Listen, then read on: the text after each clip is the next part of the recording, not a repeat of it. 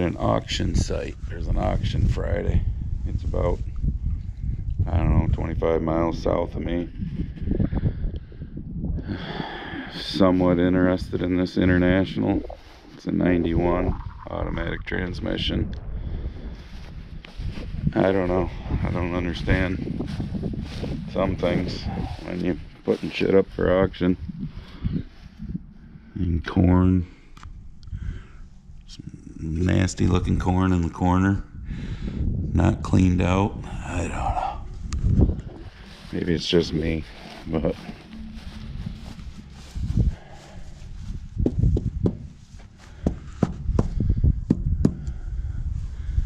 I don't know.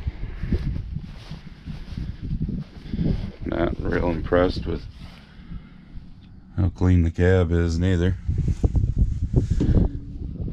I mean, if you're selling something at an auction, I would think you'd want to clean it up some so that it brings as much as it can bring, but I thought if we got a third truck, you know, something in the $10,000 to $12,000 range, which I have no idea what these trucks will bring. Be worth having the extra truck, but I don't know. I'm not saying it's in horrible shape, but it's in a lot worse shape than what our two trucks are. So, I don't know. Today's Wednesday, the auction's Friday. I don't know if I'll bother to come here or not, but that's what I was looking at. So I'll just pan around and show you a bunch of other stuff. I mean, there's all sorts of, a couple old International combines there, a couple PTO GT dryers, just lots of old Oliver tractors down there, some old white tractors. We're by Owasco Lake for those that know the area. Maybe I'll show you some of that stuff as I drive out. This old truck's got a nice box on it. Decent shape. This is a old International Cargo Star 1950. Check this out.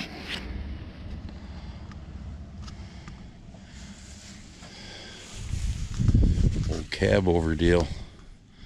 That's got an automatic transmission on it too, but much nicer box. It's basically a silage slash grain box because it's got the grain chute. It's a coal chute on it, but it's also got the hydraulic cylinders to lift the whole gate up to dump silage. Tires aren't horrible. I don't know. Shit's so overpriced, used stuff in auctions now anyhow. It's crazy, but not a horrible looking old truck.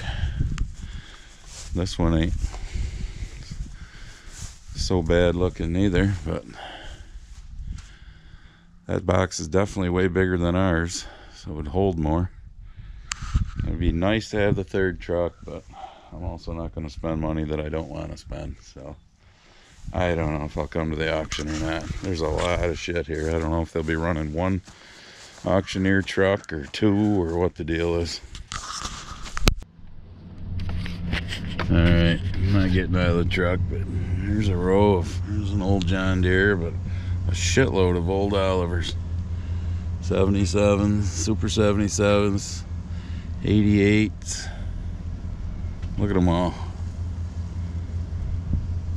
Tons of Olivers. Crazy Dave, you'd be in heaven here.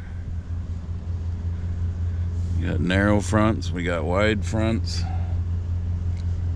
There's tons of them. And then they get into their bigger tractor line here. Some whites, a couple cases. Got one John Deere 8960 down here. Nice old 4-wheel drive white, dualed up. Looks like this is the newest white, 6195. And you got this 8960. Like I said, there's all sorts of things up through here. What the hell?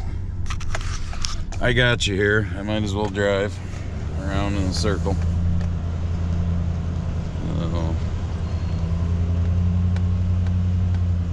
That's the problem with some of these auctions. This kind of stuff takes forever. I won't call it junk, because one man's junk is another man's, you know, chunk of gold, but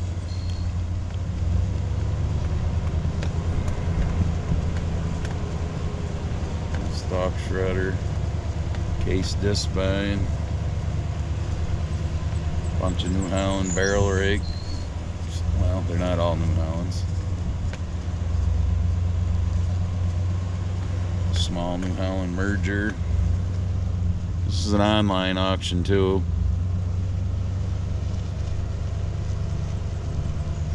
I got a little bit of everything for everybody.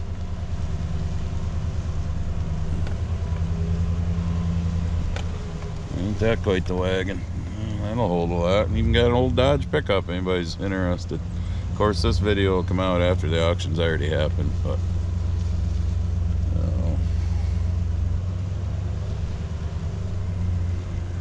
Q-Night Slinger spreader. Couple of halfway decent looking fertilizer spreaders. Old case combines. Alright, that's enough of this. I better turn the radio down, screw it too. So I'm back in the truck, heading through Auburn. And, I mean, literally I just was at an intersection. There was a dude coming the other way, sitting in his vehicle, all by himself, waiting to turn, and wearing a face diaper. I mean, I don't know. I don't know whether to feel sorry for these people or what. You're in a car, all by yourself. I don't get it. I mean, like I always say, you be you, I'll be me. But there's literally people that are going to be wearing them for the rest of their lives. But in your car, by yourself, that week of 80 degrees straight weather we had there, I went and played golf with a couple of my buddies one of those days. And there was a guy on the golf course wearing an N95 mask, driving around his golf cart, getting out, hitting his ball. You're on a fucking golf course. I mean, I don't know. It's hard to feel sorry for somebody that is that stupid, I guess, because I don't know any other way to describe it. You're out in the fresh air, or you're in your own vehicle, driving by yourself, and you're wearing a face diaper. I don't know. Alright, I'm over to Scotty's farm. This is that big 40-acre field, which, yes, for us, that's big. It goes out around the house and up to the road. They had these 5 islands in them. Yeah, there's the trees that were growing up in the one. As you can see, the islands are disappearing. Digging out topsoil, burying the rocks that were in them, and then bulldozing it back over. And then we'll get rid of the few trees that are in them. So we got that one small island, 2 more over there. Mike's doing this. Okay, so you're all wondering, why were these small rock islands in fields? Because back in the day, the old farts, especially when the field's surrounded by like ditches, the old farts that picked rock by hand, not with rock pickers like we have today, and they used old stone boats, which were like car hoods and little wagons and whatnot. They just made massive piles in different parts of the field, so they didn't have to go all the way to the edge of field or find places to dump it. And we're filling them in, so or digging a hole, burying what rocks are there, more like a trench, and then pushing the topsoil back over it.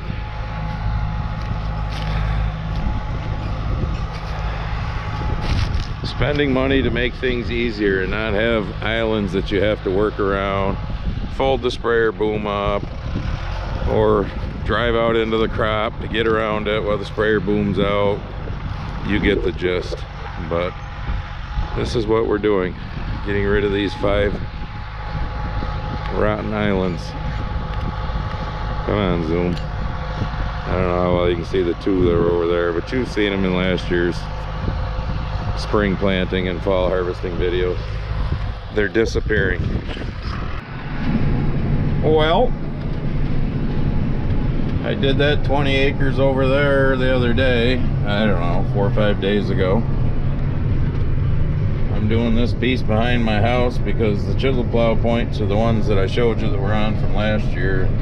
They don't have a lot of life left to them, so I'm just probably after this field, maybe the little one behind the shop, they'll need changing. It's the 26th of April. It ain't exactly warm, but we're chisel plowing. So it's supposed to rain this weekend, rain for 2 or 3 days the first of next week, which is May. But you can't put anything in the ground if you don't start working the ground. So we're to the point that we're gonna start getting some dirt turned up, so that hopefully sometime before the end of next week, the weather cooperates enough that we can start planting something. But in the meantime, we're chisel plowing. Alright, so I came to the auction. Quite a crowd here, but there always is at auctions. They're supposed to start in a few minutes. Of course, unfortunately, they're starting down here by the road and working their way all the way up and around. So I'll be here a while waiting for the trucks to sell. Well, as you can see, I'm in my truck. I just made my auction purchase, which was a cheeseburger, a mug root beer. When I bought my buddy John a cheeseburger and a soda. And now I'm going home, because that truck brought way more money than I thought it would bring. 1984 cab over like that. Of course, it did have the silage body on it too, but 19,500 was the last bid. So I would have had to go 20,000. So I'm just gonna call this a video. Check out the Grumpy Farmer apparel, and we'll see you in the next one, which hopefully we'll be doing some farming. You guessed it. Oh, one more thing. Because I just came over here to where Mike buried these rock islands. He's got all the subsoil and whatnot put back in. So now he's gonna put the topsoil back in. That's some nice looking topsoil too, actually. So he's got that one, this one, the one up there where the excavator's sitting. I don't even know where the hell I'm pointing, but it's hard to look through a camera and point. Just the topsoil needs to be put back on that one. And that little rock island there still needs to disappear, but that's gonna be a next week project. Let me unzoom you before I turn you around and show you my ugly mug. Because it's, I don't know, 3 o'clock on Friday. The wind is starting to pick up. I don't know if you can tell by the sky, but yeah, they're talking rain tomorrow, which is Saturday, Sunday, Monday, Tuesday, Wednesday. I think like Tuesday and Wednesday we might not even get out of the upper 40s, low 50s. Yeah, we're looking at 4 or 5 days in a row of shitty weather. So I quit chisel plowing because I didn't want to get too much turned up, because the raw ground will dry up quicker than plowed ground will. So I left some decently good raw ground that's dry, so that'll dry up quicker and we can get on that after we get all this bout of rain, and let the stuff that I've already got chisel plowed up dry. So that was the one more thing, just showing you that this project is getting done. No more rock islands to have to go around. So no more going around them with the sprayer or folding up booms or any of that bullshit. But yeah, look at that. That's some nice looking topsoil right there. So it's gonna be nice to not have to do that in this field now. Just actually make straight rows. All right, now I'm done. There won't be a second more thing.